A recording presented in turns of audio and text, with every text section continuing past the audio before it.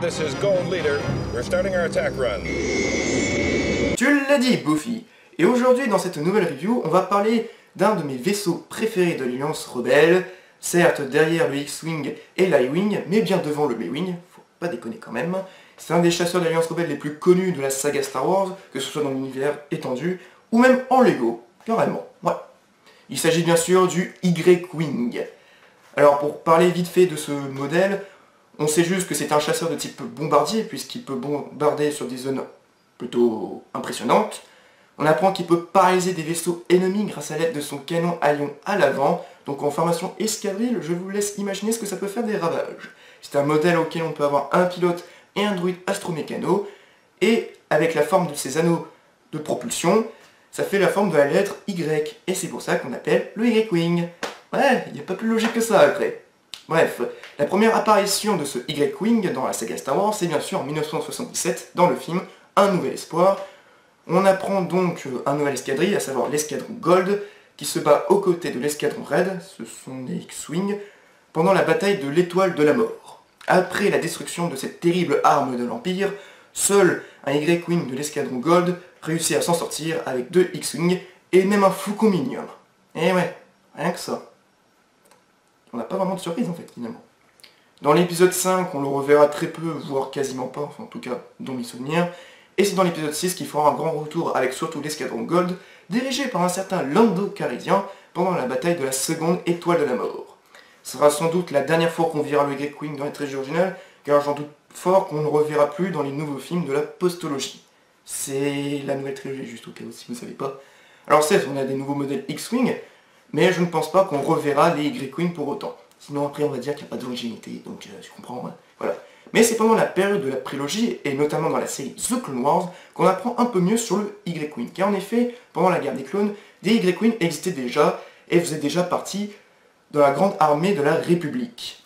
Et l'un des escadrons les plus importants de la guerre des clones était l'escadron Shadows, où une de leurs missions les plus périlleuses était d'attaquer le Malvolance, un des vaisseaux amiral du général Grievous qui avait la particularité d'avoir des canons à ion pour paralyser des vaisseaux ennemis et tout en les pilonnant avec ses canons laser.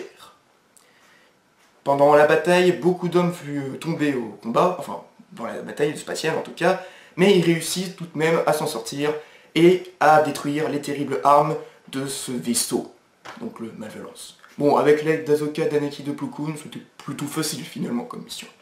Et c'est dans la série Star Wars Rebels qu'on le revoit dans ses débuts de l'Alliance Rebelle, et c'est pendant la bataille finale de la saison 3 de Rebels, donc à savoir la bataille d'Atolon, qu'on apprend une des nouvelles escadrilles, à savoir l'escadrille Grille, qui était commandée par le général John Dodonna, qui dut faire face aux forces impériales du grand amiral Thrawn.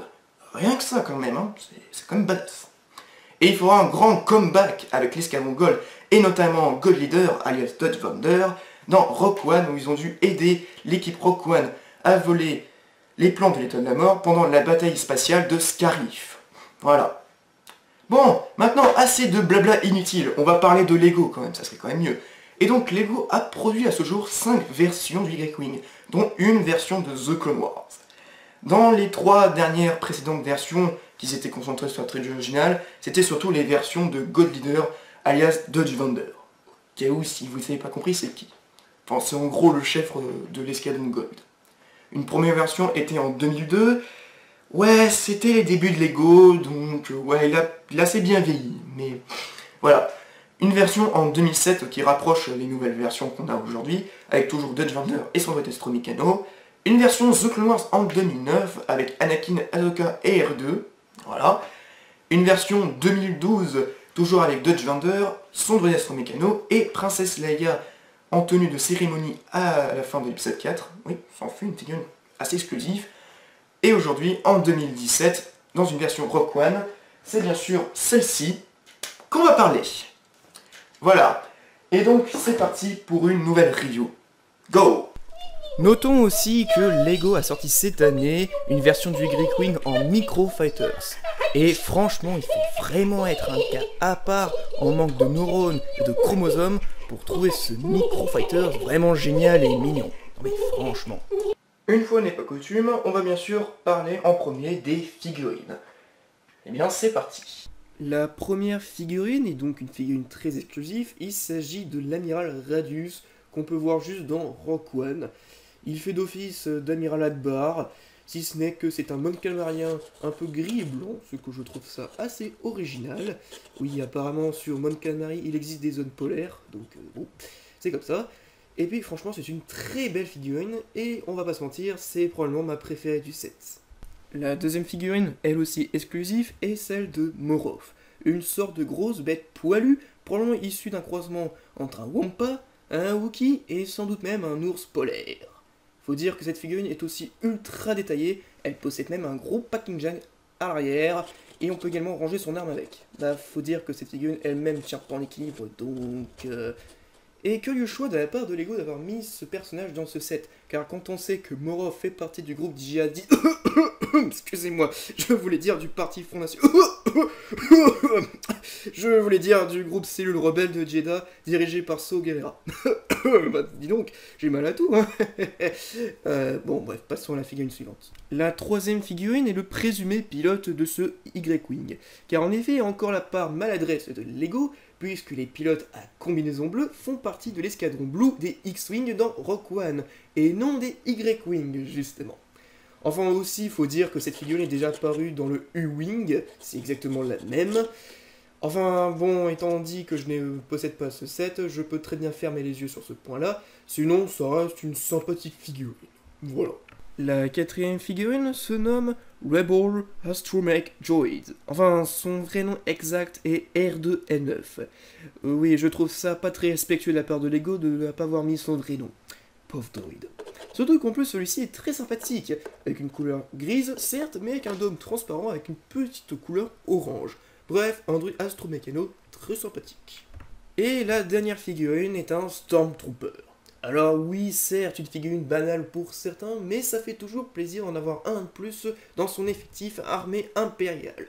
Surtout que, en plus, c'est ma version préférée des Stormtroopers. Voilà, pour moi, c'est la version la plus aboutie. S'il vous plaît, Lego, ne changez pas cette version. Pitié, s'il vous plaît, s'il vous plaît, s'il vous plaît, s'il vous plaît.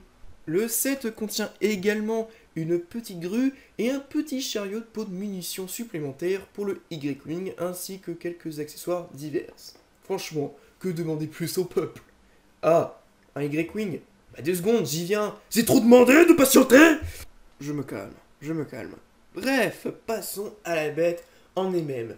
Et là, ça envoie du lourd, parce que là, ce Y-Wing est vachement grand, contrairement à ce que dit le visuel de la boîte. Vous savez, plus de mensongère.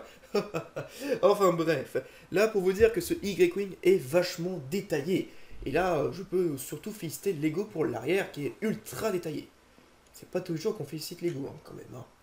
Enfin bon, niveau fonctionnalité, c'est plutôt pas mal. On retrouve notamment le canon à ion qui permet de paralyser les vaisseaux ennemis. On peut mettre le pilote dans le cockpit, avec également le droïde astromech, enfin R2N9 à l'arrière. On a également des missiles Hasbro en dessous, c'est pas trop mal. Et bien entendu, comme tout bombardier qui se respecte, on peut mettre les bombes à l'arrière dans la soute.